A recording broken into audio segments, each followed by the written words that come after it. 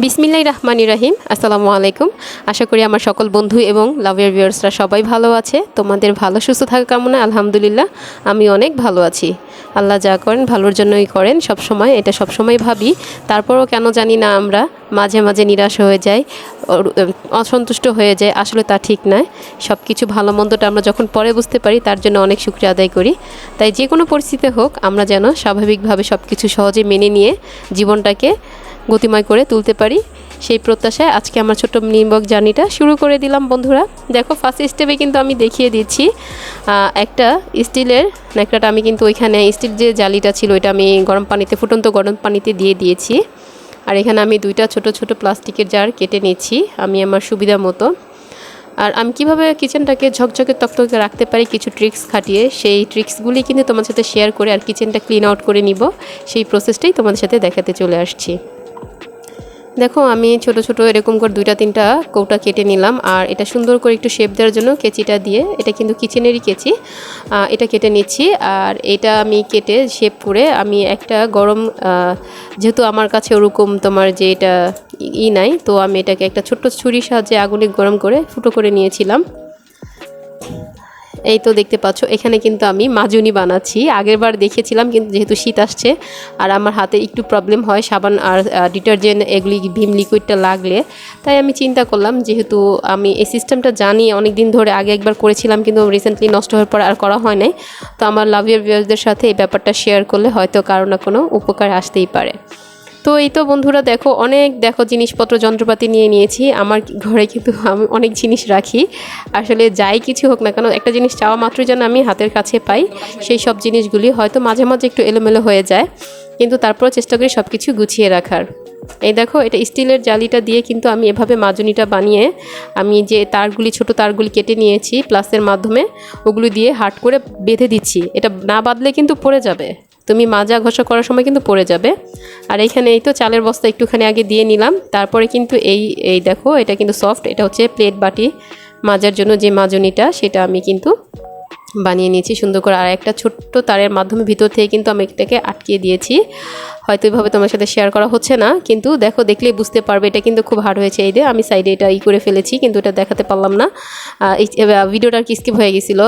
যাই হোক বন্ধুরা, অনেক প্রেশার নিয়ে সারাদিন অনেক কিছু করার পর সংসার, সন্তান, বাচ্চা সামলিয়ে কাজ করতে হয়, হয়তো মাঝে মাঝে একটু ভুল ত্রুটি হতেই পারে। প্লিজ কেউ কিছু মনে করবে না, অবশ্যই ভুলগুলি ক্ষমা দৃষ্টিতে দেখবে, তাহলে দেখবা জীবন এবং সব কিছুই সম্পর্ক সুন্দর হয়, কারণ ক্ষমা একটা মহৎ গুণ। আর এই তো দেখো, আমি দুইটা কিন্তু বানিয়ে নিয়েছি ছোট ছোট জার। এখানে আমি সাবান এগুলি এখানে চেলে রাখতে পারবো।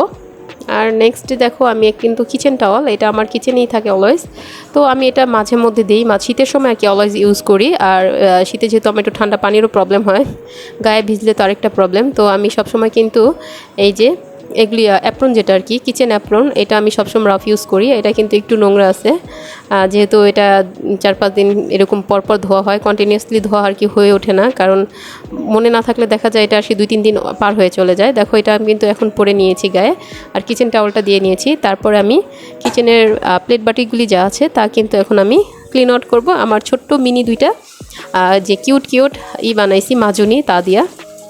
আর এই দেখো, এখানে কিন্তু আরেকটা ট্রিক্স, প্রত্যেকটা কাজে কিন্তু ট্রিক্স আমরা গৃহিণীরা জানি, অনেক অনেক ট্রিক্স অনেকে অ্যাপ্লাই করে। তো এভাবে যদি আমরা একটা জালি বা বাটির মধ্যে সব ময়লাগুলি ফালাই, তাহলে কিন্তু কিচেনটা আর ক্লিন করতে হইতেছে না, প্রবলেম হইতেছে না। তো দেখো, আমি 1-3 নিমিষে কিন্তু সব ময়লাগুলি সরিয়ে আমি ময়লা ডাস্টবিনে ফেলে দিয়েছি। আর এখন কিন্তু এই মাজনিটা দিয়ে ঘষে ঘষে সুন্দর করে পরিষ্কার করে নিব। এটা কিন্তু আমার হাতেও ছুটছে না আর হাতেও লাগতেছে না, হালকা পাতলা, কিন্তু আগে তো পুরোপুরি লাগতো।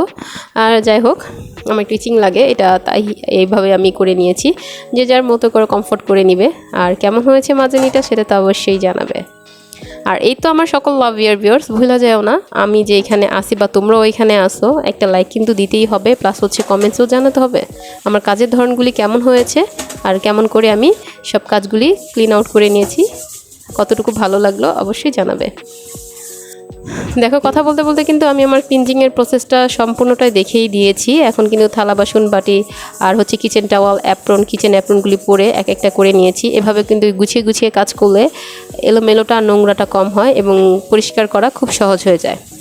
আর এই তো দেখছো এখানে এই সাবানটা যেটা আছে ওটার উপরে রেখে দিয়েছি। আর এই মাজনি দুটো আমি কলের সাথে হ্যাং করে দিব, যার কারণে অতিরিক্ত পানিগুলি কিন্তু ঝরে যাবে। যেহেতু এইখানে আমার কিচেন হ্যাঙ্গিং করার মতো তেমন কিছুই নাই, অনেক চেষ্টা করছিলাম অনেক কিছু করার, কিন্তু সময় হতে নাই। যখন করব ইনশাল্লাহ, যখন আমি কিচেনটা সাজাবো তখন দেখাবো।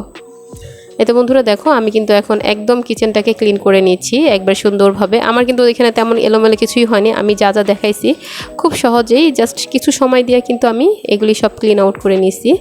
আর এই কিচেন টাওয়ালটাকে এখন রোদে দিয়ে দিব, যতটুকু ভিজেছে ততটুকু কভার হয়ে যাবে। এই তো আমি বেসিন এরিয়াটাকে, সিঙ্কের এরিয়া যেটা আছে আর কি, ওইটা আমি ক্লিন করে নিয়েছি।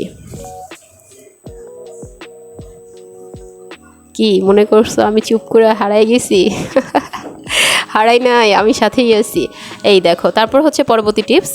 এই দেখো চুলার নিচে কিন্তু আমি সবসময় কাগজ দিয়ে রাখি, পেপার আমার যেহেতু নাই, আনা হয়ে উঠছে না। আর কি একটা নোংরা অবস্থা দেখো, ওই পাশেরটা কিন্তু আগেই পড়ে গেছে বা ফালাই দিয়েছে, কারণ পানি পড়লে, ভাতের মারটা পড়লে, ডাল বসালে, দুধ বসালে অনেক সময় পড়ে যায়, কারণ এক হাতে অনেক কাজ করতে হয়, তো তাই এটা নষ্ট হয় বেশি। তাই নিচে আমি সব ভালো করে পরিষ্কার করে আমি কিন্তু এটা নিচে দুইটা কাগজ দিব আর কি, আমার বেবির খাতা, অকেজো খাতা যেগুলি আছে এগুলিকে দুইটা করে পেজ একসাথে করে দেই, যাতে পানি ময়লা যাই পড়ুক না কেন এটা কাভার করে নেয়। একটা পেজ দিলে কিন্তু পানিটা না কাভার করে নিচে এসে পড়বে গড়িয়ে। যাক বন্ধুরা, এই ট্রিক্সটা আশা করি তোমাদের কাছে ভালো লাগবে। আর এটা কিন্তু আমি ভালো করে ক্লিন আউট করে নিচ্ছি, এটা আমি সপ্তাহে 2-1বার করে চেঞ্জ করে নেই।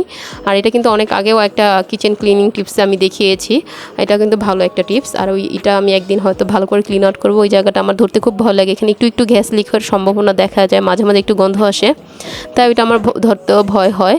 আর এই তো দেখো আমি কিচেনের এটা এখন নিচে যে ফ্লোর ম্যাটটা আমি সবসময় বিছিয়ে রাখি, এখন এটাকে আমি ক্লিন করে নিচ্ছি, যেহেতু একটু টুকিটাকি পানি পড়েছে, তো এটা মুছে ভালো করে ঝেড়ে টেরে এটা আবার ফ্লোর ম্যাটটা বিছিয়ে দিব। এই তো দেখো আমি খুব সুন্দর একটা ফ্লোর ম্যাট বিছিয়ে দিয়েছি।